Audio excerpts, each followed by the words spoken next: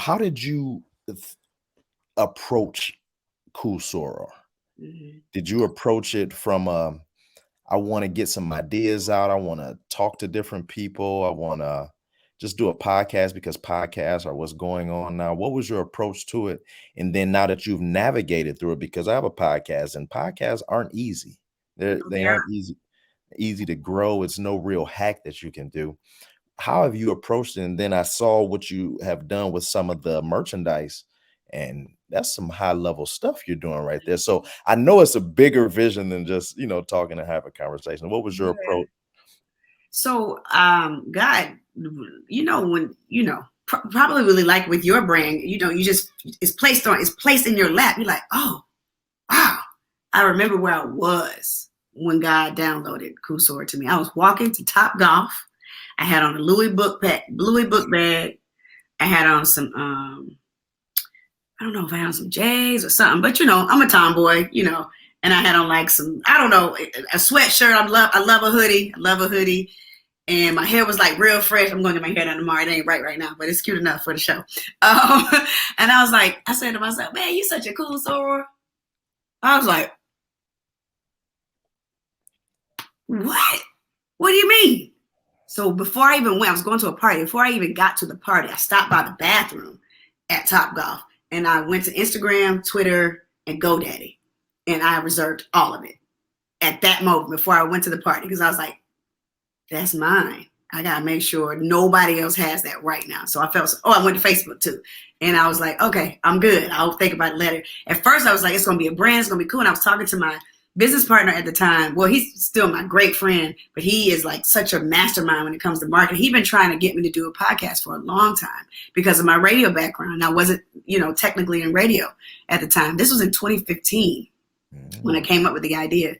And I told him, I was like, yeah, we could do the merchandise. And then, because we're not like using any crests and anything like that, we don't have to be an authorized vendor. I don't have money for that right now.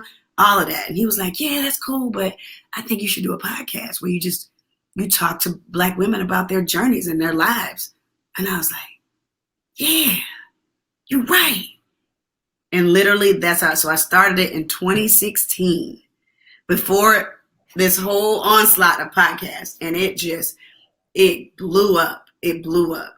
And so when I started Sister Circle though, which was in 2018, I had to slow down. I was doing 2 episodes a week. You already know how 2 episodes a week could be, right? Rolling it out, getting it. I had a great team, everything.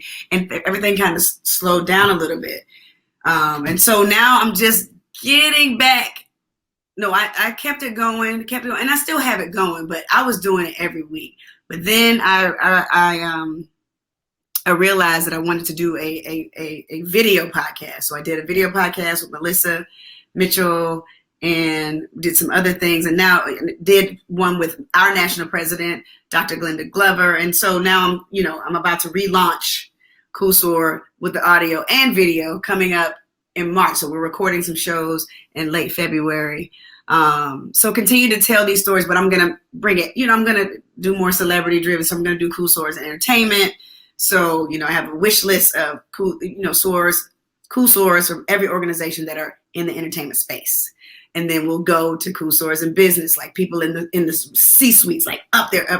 Not to say that I'm not going to continue to do my everyday Cool Sorors who are making it happen, but you do have to continue to elevate. And I think it's time to really just, push the needle a little bit and do shorter seasons. So I'm not killing myself. Okay. And then just up the ante just a little bit, but still cater to my core audience who were there for those lovely everyday stories, but still give them a little bit like, oh, okay, I forgot she was that type of thing. And with the brand partnership with Shop LHP, I know them very well from, the businesses that they've had in the past, and now Shop LHP is doing great with Tahir as the lead, but I've known the entire company and their family for quite some time. And so I reached out to them and I was like, hey, I got an idea. What do you think about?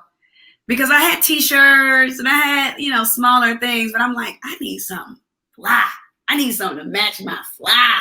I need quality. And LHP is just quality. It's quality. It's quality across the board.